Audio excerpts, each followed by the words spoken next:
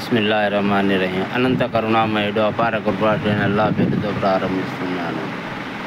ఓ విశ్వసించిన ప్రజలారా, మీరు అల్లా వైపుకే మరలి రండి.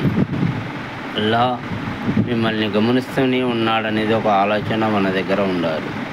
ఏం చేస్తున్నా, మనం ఏం చేసినా అల్లా మనల్ని గమనిస్తున్నాడనేదే మన ఆశలు ఉండాలి. ఆ ఆశ ఏమిటి అంటే, మనం ఆకాశం కింద భూమి మీద నడుస్తున్నాము. దేవుడు సృష్టించే సూర్యుడు, చంద్రుడు అవెల్లా అల్లా నియమానిలో కట్టుబడి ఉన్నాయి. నక్షత్రాలు, వర్షాలు, మేఘాలు అన్నీ అల్లా ఆ దేవుని ఆధీనంలో ఉన్నాయి. ఏ టైంకి ఏ జరగాలో అవి జరుగుతూనే ఉన్నాయి. తద్వారా మనం అల్లానే శరణం వేడుకోవాలి, ఇతరులను వేడుకోరాదు. అల్లా తప్ప ఇతరులను పూజించరాదు. అల్లా మనకు శరీరం ఇవెల్లా ఆకాశంలో అల్లా కట్టుబడి ఉన్నప్పుడు మన భాగం, మన శరీరంలో మనకు దేవుడు ఏమి ఇస్తున్నాడు అని మనం అనుకుంటున్నాం. కానీ కోట్ల రూపాయలు కలిగే మన శరీరంలోని అవయవాలు ఉన్నాయి. అది ఎందుకో, ఉదాహరణకు మనకు ఒక కంటి చూపు చాలు.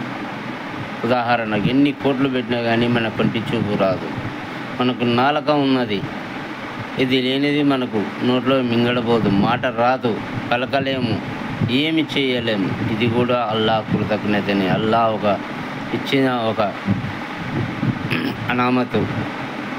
దేవుడు మనకు కిడ్నీ ఉంది, కిడ్నీ ఫిల్టర్ చేస్తేనే మనకు పాస్ వచ్చేది, లేకుంటే ఏవి రాదు. పొట్టపేగులు ఉన్నాయి, అది ఉంటేనే మనకు లెటిన్ ఎళ్ళ వచ్చేది, లేకుంటే ఏడ వస్తాయి. ఏం చేస్తాం? అందుకోసమే అల్లాకు కృతజ్ఞతగా చూపాలి, అల్లాను ఒకటే ఆరాధించాలి. చెవులు ఉన్నాయి, చెవు హలో అంటేనే మనకు వినిపిస్తుంది, లేకుంటే కానీ ఏమి వినిపరాదు. చెవులు ఉంటే కినా. మెదడు ఉంది, మనకు మెదడు ఉంది. మెదడులో ఎన్నో తెల్లవారిన నుంచి ఎన్నో సమస్యలు, ఎన్నో ఆలోచనలు. ఈ ఆలోచనలను తట్టుకునే శక్తి ఎవరిచ్చాడు? అల్లాహ్ ఇచ్చాడు. అందుకోసం మనం అల్లాహనే ఆరాధించాలి, అల్లాహనే పూజించాలి. మనం బహుదైవాలు ఆరాధించరాదు. అల్లా తప్ప ఎవరిని ఆరాధించరాదు. మనం సత్యవంతులమే అయితే అల్లా ఖజూరపు పండు ఒక చూపిస్తున్న, ఆ ఖజూరపు పండులోని ఒక ఇత్తనం వస్తాయి. ఆ ఇత్తనం మీద ఒక తెల్లటి పొర వస్తుంది. ఆ పొరను కూడా తయారు చేయలేరు. అలాంటి వాళ్ళని మీరు పూజిస్తున్నారు. మీరు సత్యవంతులు అయితే ఆ ఖజూరపులోని వచ్చే తెల్ల పొరను కూడా మీరు తయారు చేసుకోండి అని ఛాలెంజ్ చేస్తున్నాడు ఖురాన్ అల్లాహ్.